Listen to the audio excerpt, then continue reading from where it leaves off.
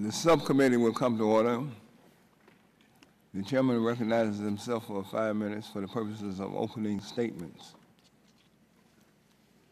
While the mortgage and home foreclosure crisis has garnered much deserved attention in Congress and in the media, there has been a much less focus on the similar problems that are associated with the purchase of automobiles. Auto repossession rates are on the rise and only getting worse. The National Association of Attorney Generals lists auto issues as among its top 10 in consumer complaints. For poor and working class Americans who do not own a home, automobiles are usually the single biggest asset they possess, and they are essential in getting people to and from work, church, and other places. As such, it is extremely important that when consumers, particularly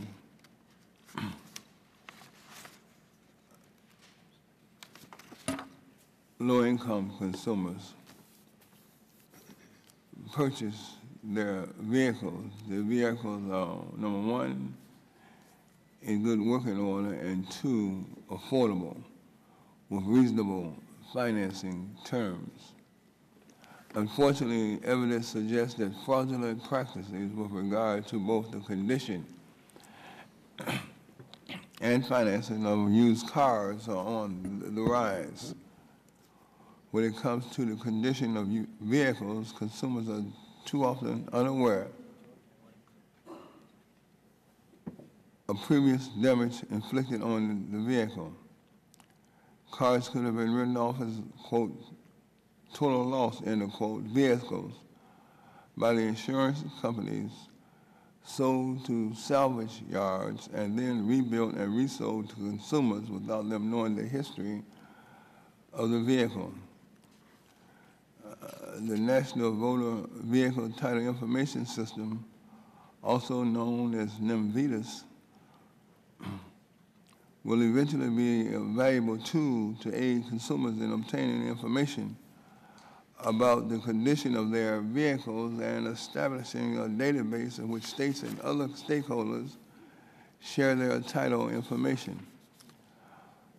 However, NMVIDIS remains an incomplete project as only 13 states are participating in the system, with 14 more, while 14 more provides information, but not using NMVIDIS as its primary resource.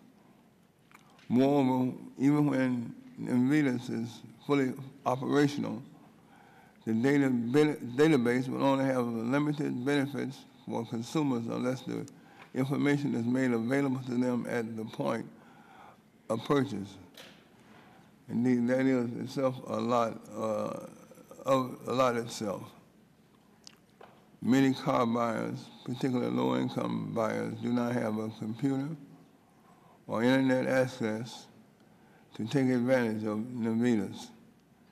The FTC's used car rule requires that dealerships disclose warranty information on every car they sell with a buyer's guide posted on the vehicle.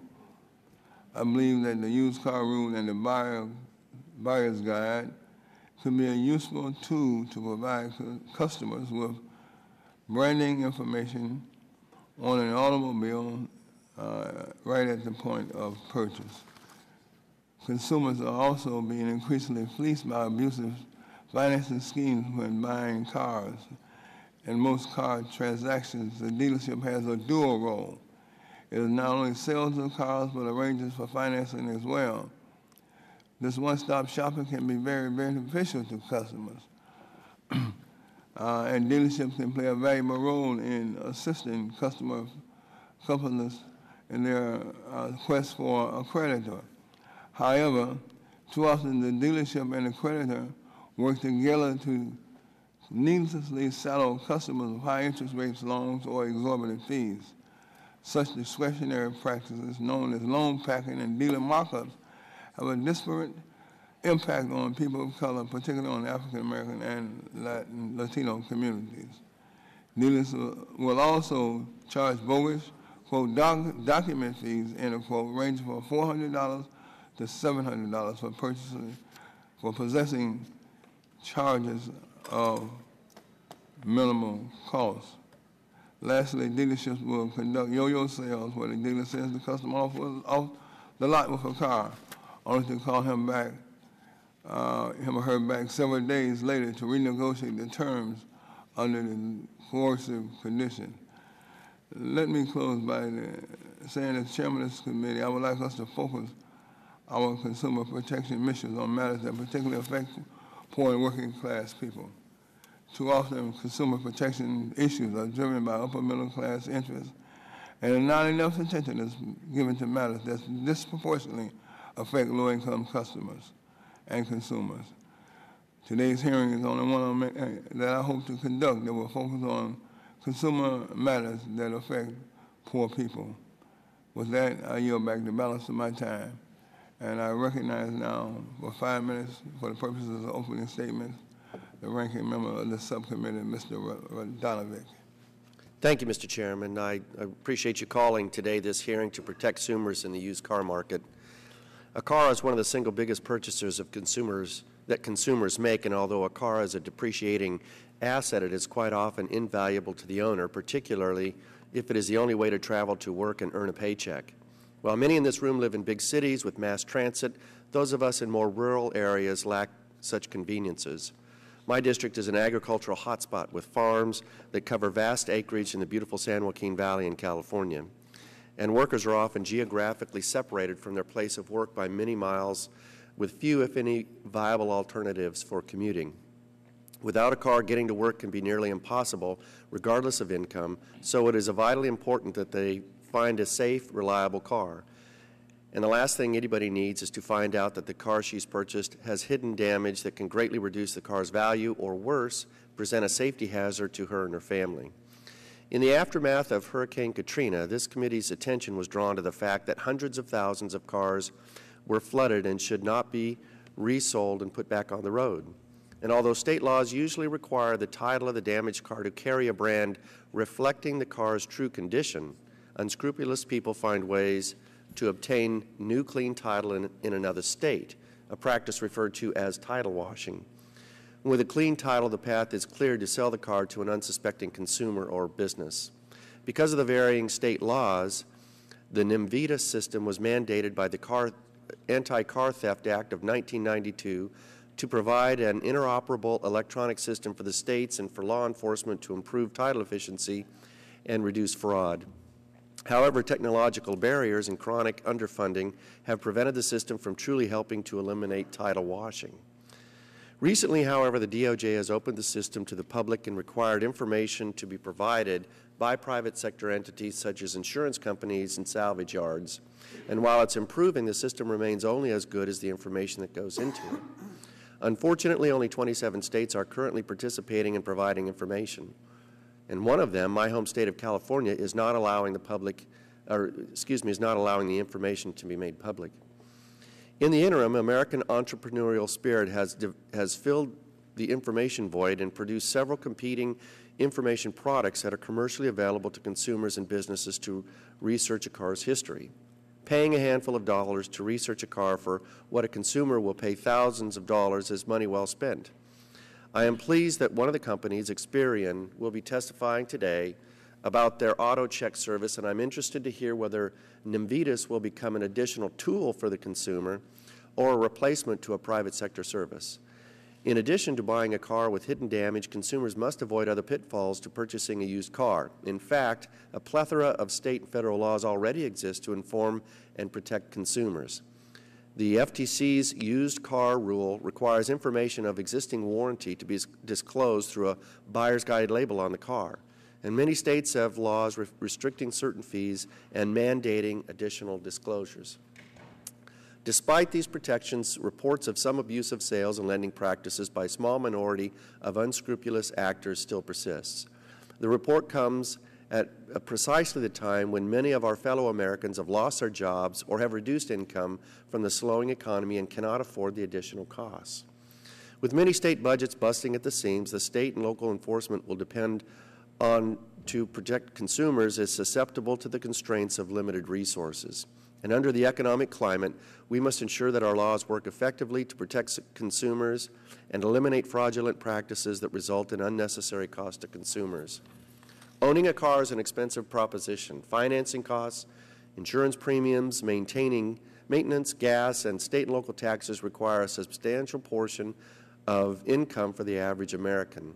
I don't have to tell my fellow Californians who may see our gas prices increase and vehicle registration fees increase this year to offset our budget deficit.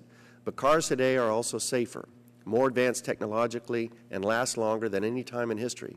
I think any discussion of affordability must also examine the role of the federal and state mandates and taxes. And I also believe that if we want to help consumers, any measure we discuss must carefully examine to ensure that they do not increase compliance costs that only result in higher purchase prices and ownership costs. Mr. Chairman, I look forward to working with you and making sure that consumers have access to the information they need to make an informed car purchase and that unscrupulous actors who would violate the law are brought to justice. Thank you. Mr. Chairman, I yield back. I want to thank the ranking member. Our next member that the chair recognizes is the gentleman from Maryland, Mr. Sarbanes, recognized for 2 minutes for the purposes of opening statements. Thank you very much, Mr. Chairman. Thanks for holding this hearing. You said it rightly when you pointed out that we've had a lot of focus on the subprime mortgage industry and all the abuses that have come to be there. But we're increasingly discovering that there was and continues to be, in many respects, a sort of subprime culture that has developed out there. And the tentacles of it reach far and wide. And in some senses, the place where subprime meets the financial entrepreneur is a place where predators lurk. And it's not just about subprime, it's about, and a subprime culture, it's about an emerging predatory culture. And certainly in the arena of the purchase and sale of automobiles, the potential for abuse is high. There's a legion of opportunities to take advantage of people and exploit people, and that's what this hearing hopefully is going to shed some light on. I expect will come from this hearing with many perspectives, but among them will certainly be that additional protections for the consumer are needed in this arena. And another will be that the depths of this culture of subprime and the potential for predators is very high and extends into many arenas. So we have to be vigilant for what those other arenas can be going forward. So thank you for calling this hearing. I'm looking forward to hearing the testimony from the panel. Thank you. Chair, thanks, gentlemen. The chair now recognizes the former ranking member of the subcommittee, the former chair of the subcommittee. The gentleman from Florida, Mr. Stearns, is recognized for the purpose of an opening statement for 2 minutes. Good morning, and thank you, Mr. Chairman. Thank you for having this hearing. As you mentioned, in the 109th Congress, I was chairman of the subcommittee. We examined this problem of title washing and fraud to discuss better ways to protect the consumers who unknowingly purchased these vehicles, and they were damaged. And I thank you very much, Mr. Chairman, for continuing the investigation. This year, again, we introduced the Damaged Vehicle Information Act, which is H.R. 1257, with my distinguished colleague from Texas, Mr. Green, and I thank him sincerely for his support. Our bill would require vehicle identification number, VINs, of total vehicles to be immediately sent to the vehicle history databases, which would then be made available immediately to the public, so that consumers would be provided with complete information regarding any salvaged or flooded automobile that they may be purchasing. Towards that end, Mr. Chairman, I ask unanimous consent to put in the record a letter from the Salvage Auto Fraud Reform Coalition, which represents millions and millions of vehicles, and a list of the supporters, including Experian, who is a witness today, including, Mr. Chairman, the National Association of Minority Automobile Dealers, for their support for Mr. Green and our legislation, H.R. 1257. If I put that in the record, Mr. Chairman, by unanimous consent. We are all aware, I think, of what the problem is. And as I pointed out, we have bipartisan support here. We had 80 co-sponsors in the last Congress, and we worked it through the National Highway Traffic Safety Administration, NHTSA, to ensure this public disclosure of damaged vehicles. DOJ's system, which is NMVITIS, the National Motor Vehicle Title Information System, was only recently made available to the public on January 30th, and it's operating off an incomplete database. So NMVITIS doesn't specifically track vehicles that have been damaged and had airbags deployed, and the entry of data on this system often lags behind the time it takes to obtain a new title for a damaged car in another state. Thus, I believe NHTSA is the right agency to be charged with tracking damaged vehicle information. And of course, Mr. Chairman, as you know, this is in our jurisdiction, and we've been a very strong advocate for the consumers, and I thank you for having this hearing. The Chair thanks the gentleman. Now the Chair recognizes my friend, the Chair of the Oversight Subcommittee of this committee, or the full committee rather, the gentleman from Michigan, Mr.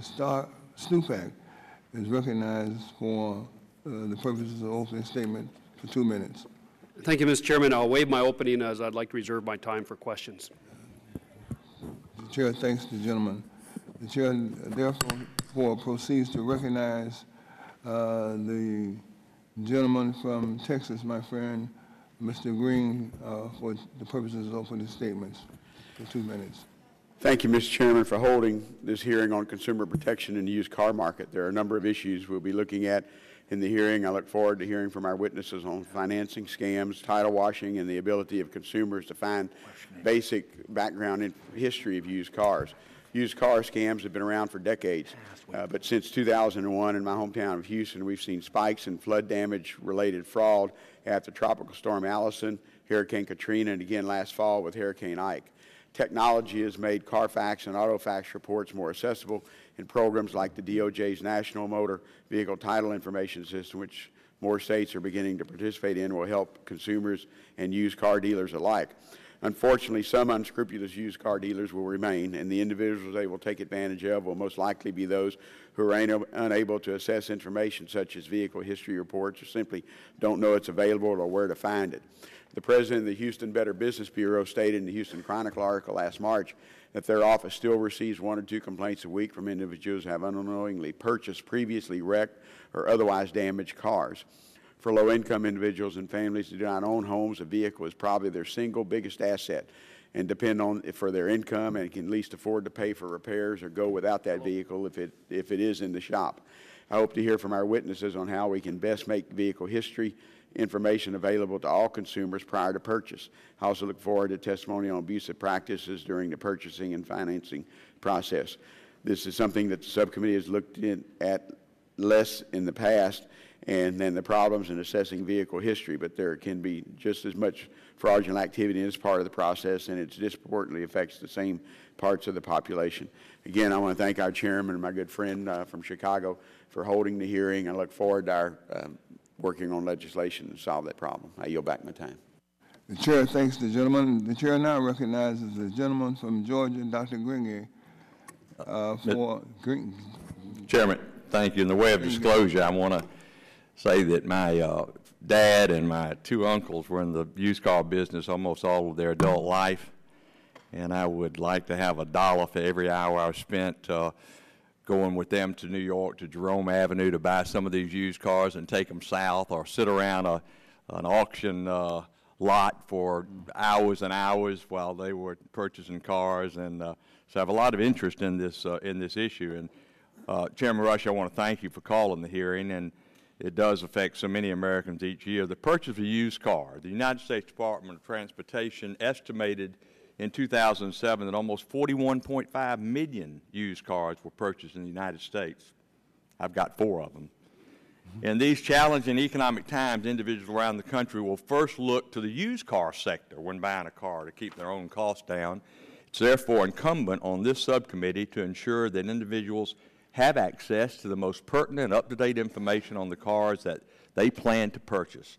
In 1992, Congress took a large step toward preventing auto fraud, particularly this issue of title washing, when it passed the National Motor Vehicle Title Information System. I also applaud, Mr. Chairman, the work of my good friend from Florida, Mr. Stearns, the work on this issue in both the 109th, 110th Congresses. He introduced the Damaged Vehicle Information Act to direct National Highway Transportation Safety Administration, NHTSA, to provide information about the fair market value and the safety of automobiles. So I look forward to working with him on this legislation and with you, Mr. Chairman, during this Congress. Despite the attempts to compel the full disclosure of auto information through NMVTS, I can't say the acronym, there have been a number of obstacles at the state level to get the information distributed. As a result, the private sector, through a number of sources, has been able to fill the void left by the federal and state governments to get vehicle history information, including title and damage information, into the hands of the consumer. It's my hope that any legislative remedy we may find will not undercut the ongoing efforts that the private sector is doing in their endeavors to help consumers. Mr. Chairman, as we move forward on this important issue, we must also recognize the number of existing federal and state laws that address a number of components of the used car industry. I would suggest that we move cautiously on the issue because it's critically important for us to enforce the laws that we already have before adding new layers of federal regulation and bureaucracy. But I know it's a problem. I look forward to hearing from all the witnesses this morning on this important issue. And, Mr. Chairman, I yield back. The Chair thanks the gentleman. The Chair now recognizes the Vice Chair of the subcommittee, my friend from Illinois, Ms. Schakowsky, for 2 minutes for the purposes of opening statements. Thank you, Mr. Chairman, for holding this hearing. As has been said, for many people, buying a new or used car may be the largest purchase that they ever make outside of purchasing a home. Far too often, consumers with a lack of resources or poor credit are taken advantage of, and it's our responsibility to ensure that it doesn't happen to anyone, regardless of their income. Consumers should have access to reliable and accurate information, even if they don't have access to websites or Consumer Reports magazine. Likewise, they should be assured that when they sign a contract, they're getting the best deal possible, even if they don't have access to a lawyer or financial advisor. It's also imperative that outright instances of fraud are addressed and that the Federal Trade Commission has the appropriate authority and resources to do so. In Illinois, in 2007, complaints about new and used car sales were one of the top 10 consumer complaints reported to the Office of the Attorney General that year.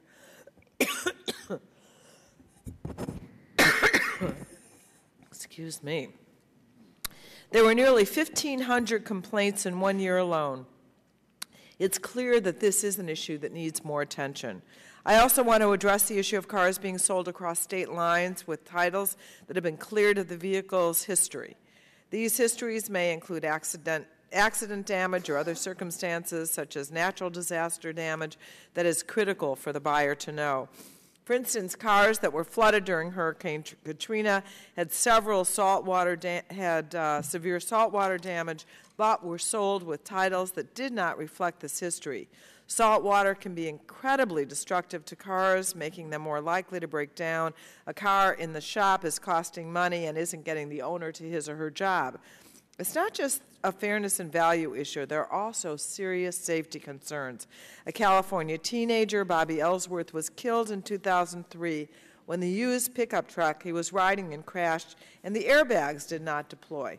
The truck had been totaled in a previous accident and resold at auction, but the airbags had never been replaced. The spaces for the airbags were stuffed with paper towels. The National Motor Vehicle Title Information System is slowly being built and implemented by the Department of Justice to share information between states and with consumers. Critical that this effort must move forward quickly. I say in my district we have many public transportation options, but in general we remain car dependent, and it's our responsibility in Congress to ensure consumer protection for auto purchases. Thank you, Mr. Chairman. The Chair now recognizes the gentleman from Iowa, Mr. Braley, for the purposes of opening statements. Thank you, Mr. Chairman, Ranking Member, for holding this hearing. To my friend from Georgia, I think we've had some parallel life experiences. I have very fond memories of helping my Uncle Lyle Nessero do inventory of parts at his dealership in my hometown of Brooklyn, Iowa. And he worked at that dealership for 60 years. My brother-in-law ended up working with him. And one of the things that concerns me about this economic crisis is the ripple effect it's having on car dealerships all over the country who are being weeded out by automakers who are turning their backs on the dealership network that built their companies in the first place. But I also know that any business and any profession is only as strong as how the public perceives them. And usually it's the weakest links in our professions and our businesses that drive the demand for public action. And that's why this hearing is so important, Mr. Chairman, because we know from the materials that have been provided to the committee, including the letter drafted by my Attorney General, Tom Miller, that there are numerous problems that become some of the most compelling issues that Attorney Generals all over the country face on a daily basis, which is issues of consumer fraud that directly relate to these important purchases. I also, Mr. Ranking Member, grew up and live in a district where there are more pickup sales, I think, than there are automobile sales because of the large agricultural businesses that depend on those vehicles. And so when these purchases are made, they are made in with the understanding and with the good faith belief that the vehicles that are being obtained are going to live up to the representations that have been made. And that's why, even though these challenges are great and the solutions are not going to be easy for many people, the more we do together to create a system where the public and the dealers have faith that the product they are providing lives up to the high expectations of consumers and this government, the more we're going to move toward a day when we have faith in the confidence that those purchases are going to be legitimate, they're going to be dependable, and I think that, more than anything, is going to restore confidence in the U.S. automobile industry, and that's why I look forward to working with everyone here today and making that day come. The chairman will proceed now to recognize the gentlelady from Florida, Ms. Castro, for 2 minutes for opening statements. Thank you, Mr. Chairman. I'll waive my opening statement at this time, and I look forward to hearing the testimony. Yeah. With that said, the chair now recognizes the gentleman from North Carolina, my friend Mr. Butterfield, for the purposes of opening statements. Thank you very much, Mr. Chairman, for convening this very important hearing today, and thank you for your leadership. Also thank the 6 witnesses for their anticipated testimony this morning. Mr. Chairman, I cannot say that my father was a used car dealer, but what I can say is that my ex-wife's father was a used car dealer. He is a very delightful man who is now 90 years of age and is and was very respected in our community because he treated people right. Mr. Chairman, I live, according to the Hill newspaper yesterday, I live in the 4th district from the bottom in terms of annual median income in the United States, number 4 from the bottom. That means I have a lot of poor people in my district, and so this issue really strikes home to me. The experience of owning a car does tremendous things for a person. Not only does it get them to work, it gives them freedom, it gives them independence and pride. And certainly a great number of people in the U.S. have had this experience, but for some, the experience has not been so great. Many people, including those who have low income, are minorities, or they speak a different language. And they've fallen victim to predatory dealers who take advantage of their lack of knowledge and experience when purchasing a vehicle. Of particular interest to me is the abusive financing practices employed by some dealers. Many car dealers, and I have personally experienced this, discourage customers from securing private financing from a local bank. The dealers prefer to finance the deal. They shop around for financing companies that will split a higher interest rate with the dealer, benefiting both the dealer and the financer, but harming the consumer. Another problem, Mr. Chairman, is that some dealers charge excessive fees for processing paperwork. These fees can be as much as $700 on a car that isn't worth much more than that. So, Mr. Chairman, I've run out of time. This hearing today is most appropriate. I thank you for convening it, and I look forward to the testimony of the witnesses. I yield back. The chair now recognizes my friend from my home state of Georgia, Mr. Barrow, for 2 minutes of opening statements. I thank the chair. I will waive an opening. Chair thanks the gentleman. Now we will proceed to the gentleman from, gentlelady.